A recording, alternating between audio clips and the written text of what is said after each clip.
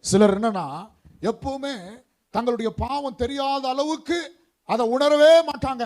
தன்னுடைய பாவத்தை பற்றி யோசிக்கவே மாட்டாங்க. எப்படி அப்படின்னா, வெள்ளை ட்ரெஸ் போட்டா என்ன தெரியுமா, டீ ஊத்துனா கரை தெரியும். அப்ப எதனா அழுக்குப்பட்டா தெரியும். உடனே என்ன பண்ணுவாங்க, வெள்ளை போடக்கூடாது, வெள்ளை டைல்ஸ் போடக்கூடாது. ஏன் தெரியும், ஏன் போடக்கூடாது வெள்ளை டைல்ஸ்? வெள்ளை டைல்ஸ் ஏன் போடக்கூடாது? அழுக்குப்பட்டா அப்படியே தெரியும். வெள்ளை பெயிண்ட் அடிக்கக்கூடாது. ஏன் அடிக்கக்கூடாது? ஏன் அடிக்கக்கூடாது? அழுக்குப்பட்டா கை வச்சா அப்படியே தெரியும். வெள்ளை கார் வாங்கக்கூடாது. ஏன் வாங்கக்கூடாது? நம்ம ஆளுங்கெல்லாம் சொல்றேன் நான். வெள்ளை கார் வாங்கக்கூடாது. ஏன் வாங்கக்கூடாது?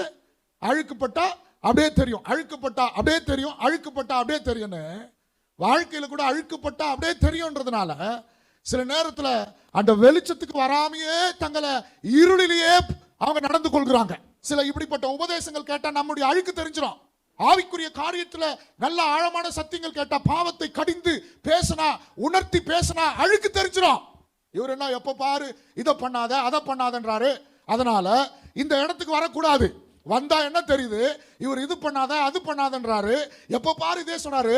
நம்ம அழுக்கு தெரிஞ்சிடும்னு சிலர் எப்படி வெள்ளை பெயிண்ட் அடிக்கலையோ, எப்படி வெள்ளை ட்ரெஸ் வாங்கலையோ, எப்படி வெள்ளை டைல்ஸ் போடலையோ, அதே போல வெண்மையான இடத்துக்கும் வராமல் இருக்கிறார்கள்.